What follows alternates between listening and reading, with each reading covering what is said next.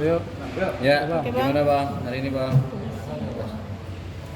Assalamualaikum warahmatullahi wabarakatuh. Selamat siang teman-teman media cetak elektronik yang saya hormati.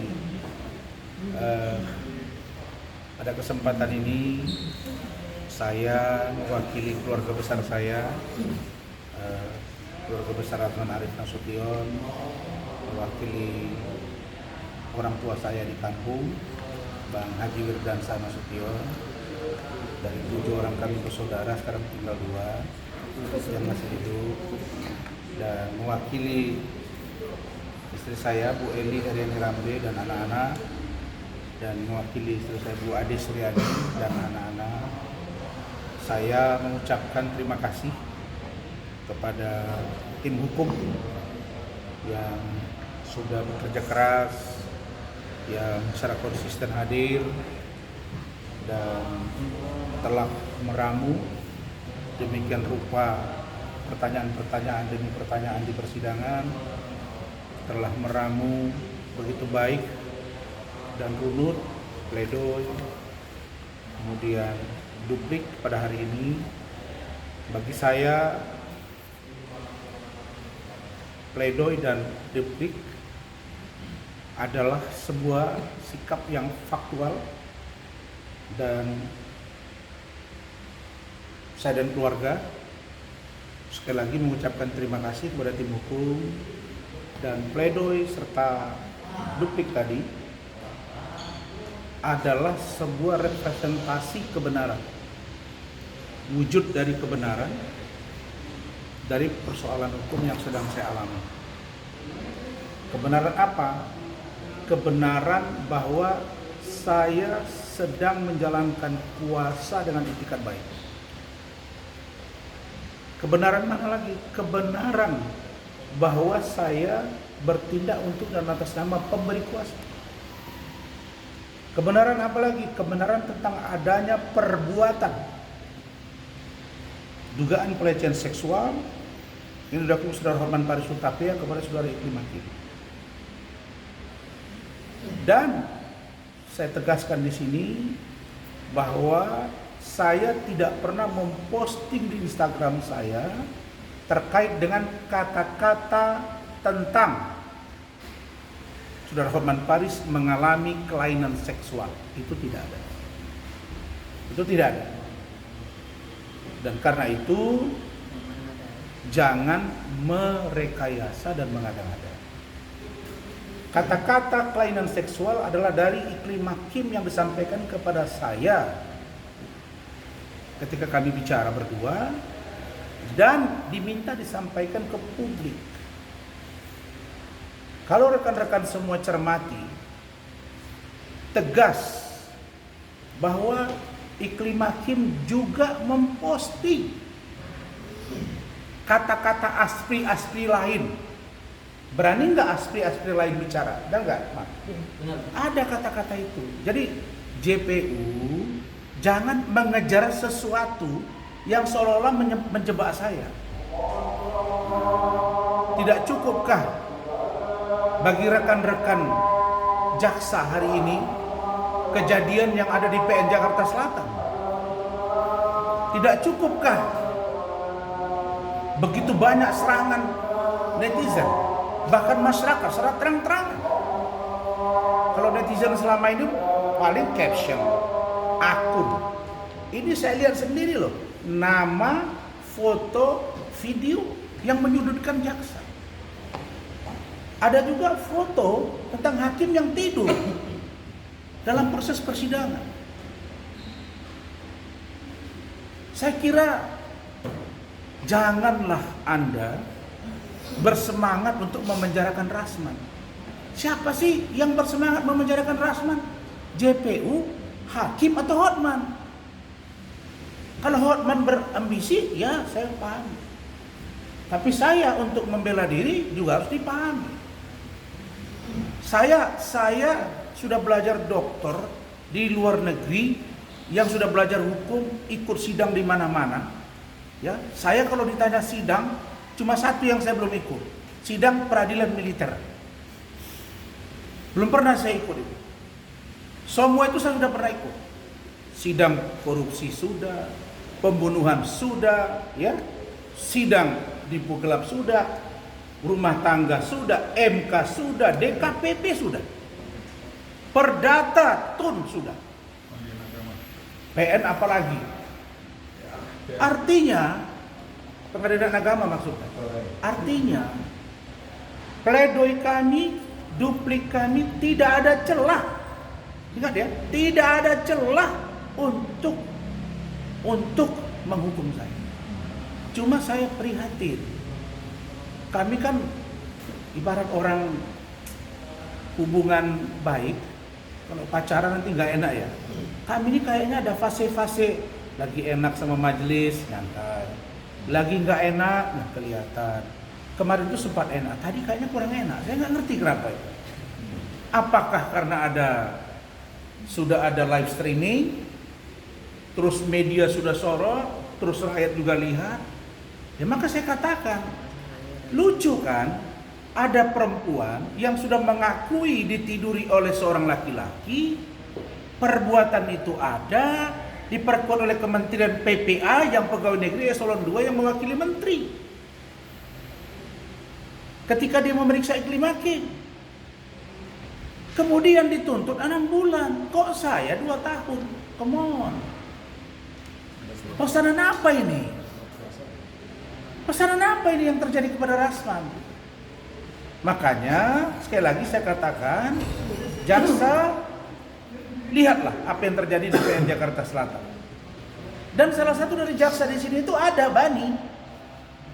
Bani itu ada di sana. Coba dia dibully sama netizen. Tidak datang lagi tuh saya lihat dengan sebutan segala macam lah. Ada yang bilang Upin Ipin lah dan lain sebagainya. Di sini cuma sekali ada gesekan, sampai dilaporkan ke Mabes Polri dan gaduh. Di sana tiap hari setiap sidang gaduh, tidak ada. Tapi saya percaya Pak Ketua Mahkamah Agung, Ketua Kamar Pidana, dan Pengawas Mahkamah Agung, KY, Ketua PT, PN baru semua itu, semua saya percaya. Ikatan Hakim Indonesia, saya sudah mohon maaf. Apapun yang terjadi, saya tetap menyatakan permohonan maaf. Tapi 3 kali ribut di persidangan yang namanya Nikita Mirzani dan pengacaranya tidak pernah memohon maaf. Saya mengatakan bahwa kalau itu dianggap salah, silakan. Kalau ada persoalan hukum di Mabes Polri, kami hadapi. Tapi yang satu ini saya minta tolong, mari kita saling memaafkan, bukalah nurani, lihatlah dengan dalam bahwa persoalan ini adalah pelecehan seksual antara satu laki-laki dengan seorang perempuan. Jadi saya hanya katakan bahwa 2 kali saya menyampaikan satu pledoi, satu rubrik, saya selalu mengutip Al-Quran. Bagaimana hakim harus bertindak adil, bagaimana jangan zolim, jangan bengis, jangan sadis. Bagaimana Injil mengajarkan domba yang sesat pun harus diberi keadilan. Karena Injil mengatakan di Alkitab, jadilah terang dan garam. Coba diingat itu, baita batastum bil jabar. Artinya apa? Kamu jangan bengis, kamu jangan kejam, kamu jangan zolim. Karena apa? Karena apa? Zolim, perbuatan yang sangat dicela oleh Allah.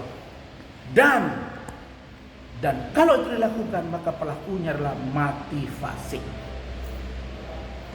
Saya percaya lewat kesempatan ini, karena tanggal 2 September, 3 minggu dari sekarang, akan ada putusan. Iklim hakim tadinya kami selalu ditunda ke 21 September. 21 Agustus. Jadi kami ada perbedaan kira-kira 9 hari. Nah, karena itu teman-teman semua, mari kita lihat putusannya seperti apa. Mudah-mudahan nanti akan menghasilkan yang terbaik. Yang pasti saya katakan bahwa saya percaya hakim akan netral. Banyak yang WA saya, dukung saya, yang akan support saya. Saya tidak bisa melarang orang untuk menolong saya. dengan berbagai cara. Mungkin cara dengan berkirim surat, dengan cara mungkin dia ada yang ke lapangan dan lain sebagainya. Saya begitu juga pengacara, saya tidak bisa menolak apapun. Yang pasti dukungan terhadap saya akan ucapkan terima kasih dalam bentuk dan posisi apapun. Saya kira itu dari saya. Saya sekali lagi mengatakan, saya percaya bahwa saya tidak bersalah, maka hukuman terhadap saya harusnya tidak dikenakan dan bahkan dibebaskan. Itu saja, terima kasih. Silakan Pak Ketua Tim. Ya, sedikit aja ya. Baik, terima kasih rekan-rekan wartawan, rekan-rekan saya dari Utara Barat. Kita telah jelas tadi dalam hari ini kita membacakan duplik yang dimana untuk menanggapi replik dari Jaksa Penuntut Umum. Di mana dalam duplik ini jelas kami uraikan tadi secara tegas. Saya cuma penegasan aja karena tadi sudah cukup jelas dan runtun sekali dijelaskan oleh rekan Dr. Lan. Yang jelas dalam duplik ini kami tetap di dalam pembelaan kami atau pledoi kami tetap tegas itu. Jadi tetap mempertahankan itu dan bahkan melakukan penegasan di mana bahwa kami meminta karena memang berdasar hukum dan fakta-fakta dalam persidangan bahwa supaya majelis hakim yang terhormat yang mulia menangani perkara ini menyatakan secara tegas dan jelas setelah nanti menimbang semua fakta persidangan dan juga keterangan saksi dan ahli menyatakan bahwa semua dakwaan jaksa penuntut umum tidak terbukti secara sah dan meyakinkan sesuai dengan apa yang terkait pada persidangan. Dan untuk itu memberikan putusan terhadap klien kami dibebaskan dari seluruh dakwaan penuntut umum. Karena tidak terbukti dakwaan tersebut, maka harus dibebaskan daripada semua perbuatan pidana. Dan ada tambahan dan juga direhabilitasi nama baiknya. Kalaupun ada yang kurang baik selama ini ada terpublikasi di media dari kubu-kubu sebelah. Itu aja dari saya. Terima kasih, mungkin dilanjutkan oleh. Terima kasih. Jadi saya ingin hakim mulai dari Ketua Mahkamah Agung, ya ini bagus nih statementnya. Hakim Agung, Ketua Kamar Pidana, Badan Pengawas, KY, Ketua PT DKI, PM Jakarta Pusat, Ibu Sofia Tambunan, orang sekampung saya dari Sibolga, Pak Dian, anggota Majelis Hakim 1, Pak Ranto Sabungan Silalahi, orang Batak juga. Saya hanya satu katakan, saya teringat lagu Brori Marantika atau Brori Pesolima, bukalah pintu hatimu sayang, dan jangan ada dusta di antara kita. Silakan, Mak. Baik, Pak Rasman, terima kasih banyak. Assalamualaikum warahmatullahi wabarakatuh. Teman-teman media, pertama ada beberapa hal yang menarik yang tadi kami sampaikan di dalam duplik kami, bagaimana teori hukum internasional yang memang sering menggunakan media sebagai bahagian dari penegakan hukum. Kami berterima kasih kepada teman-teman media yang saya lihat lebih dari 25 kali persidangan dan 27 persidangan, teman-teman media konsisten hadir mendampingi Pak Rasman dalam proses penegakan 8 bulan. Kan begitu. Sebulan lagi lahirnya. Mari sama-sama kita kawal, memang ini harus kita kawal. Karena apa yang Pak Rasman lakukan adalah proses bantuan hukum melalui media atau melalui press corps. Kalau sampai Pak Rasman dipidana karena memperjuangkan seorang korban pelecehan seksual dengan menggunakan hak jawab, yang mana hal tersebut diatur dalam undang-undang pers, kan begitu. Ini akan menutup ruang ke depan media dalam meliput lawyer dalam beraktivitas atau berperkara. Ada suatu fakta yang menarik dalam pemahaman media hari ini, bahwa bad news is a good news gitu loh. Sejatinya memang masyarakat kita sangat tertarik dengan informasi-informasi yang sebenarnya terkandung hal-hal negatif gitu, daripada hal-hal yang positif.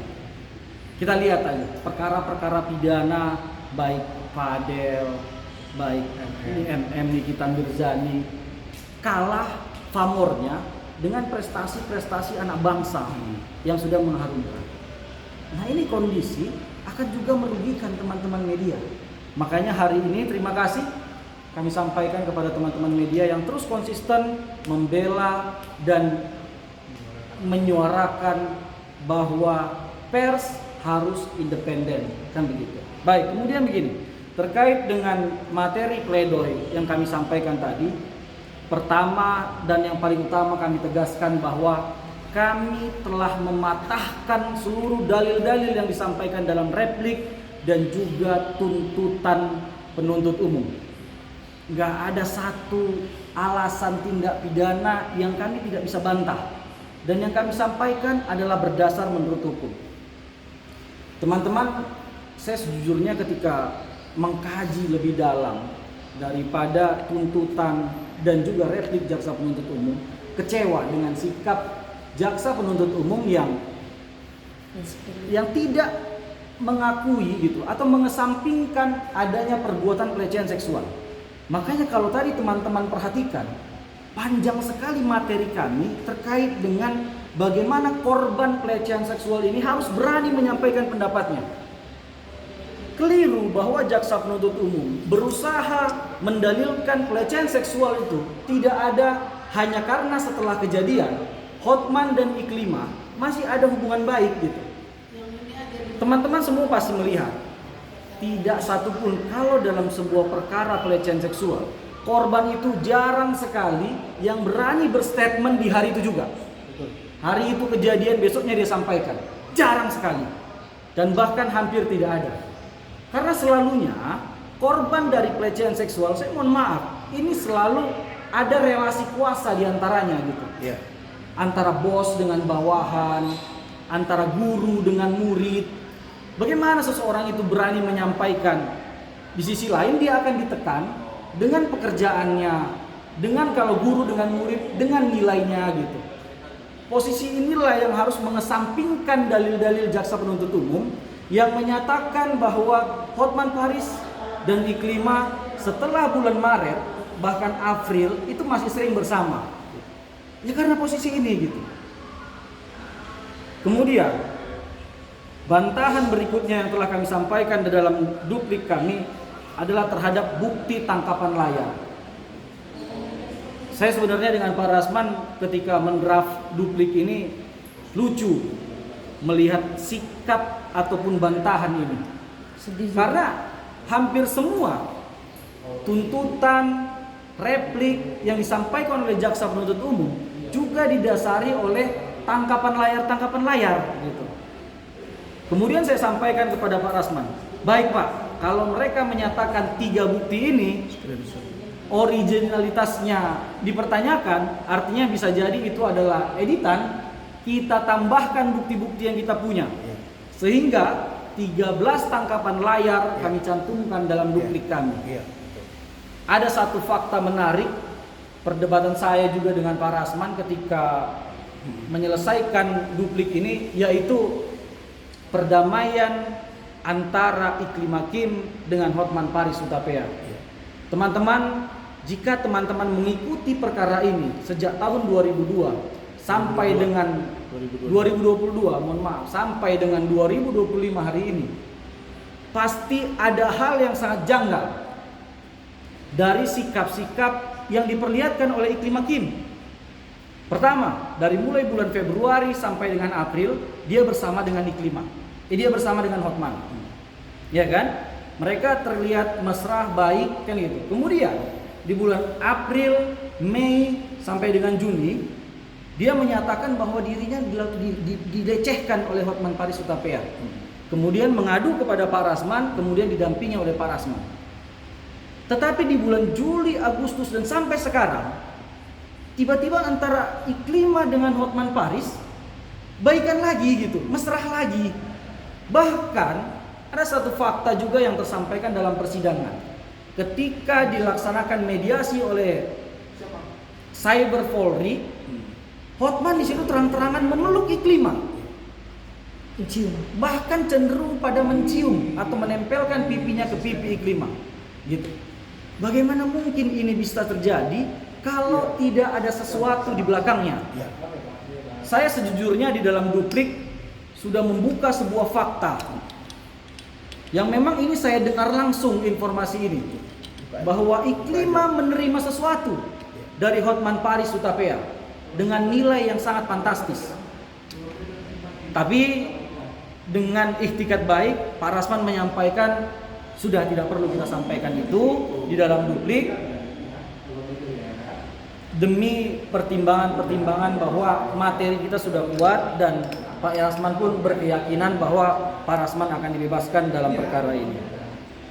Kemudian teman-teman, ada satu materi lagi yang coba ditentang oleh jaksa penuntut umum, yaitu siapa yang paling berwenang mengadili seseorang advokat atau menyatakan bahwa advokat ini beritikat baik atau tidak.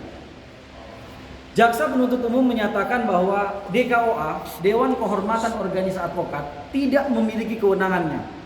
Secara sederhana kami bantah dengan pertanyaan, lantas siapa yang berwenang kalau bukan DKOA? Selain pendapat yang disampaikan oleh Pak Rasman tadi, tentu kita harus merujuk pada perundang-undangan. Dalam putusan Mahkamah Agung nomor 12 tahun 2016, dinyatakan dalam pertimbangannya yang menjadi batasan atau dilihatnya seseorang advokat melanggar itikat baik atau bukan, itu ditentukan pada perbuatannya apakah melanggar kode etik atau tidak. Jadi kalau pertanyaannya apakah melanggar kode etik atau tidak, tentu yang berwenang adalah DKOA atau Dewan Kehormatan Organisasi Advokat.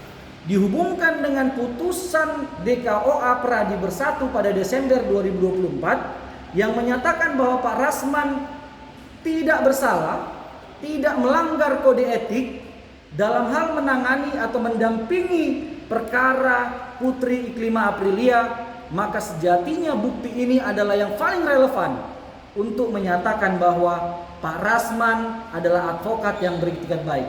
Oleh karena itu, dalam hal putusan kami berkeyakinan bahwa Pak Rasman adalah terdakwa yang beritikat baik dan mengakui perbuatan bahwa postingan-postingan itu benar diupload, tetapi itu adalah permintaan Iklimah Kin.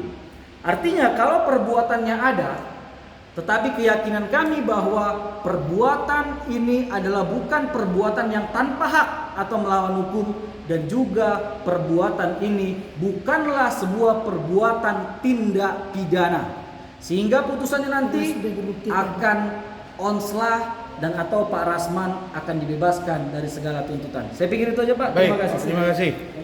Cukup.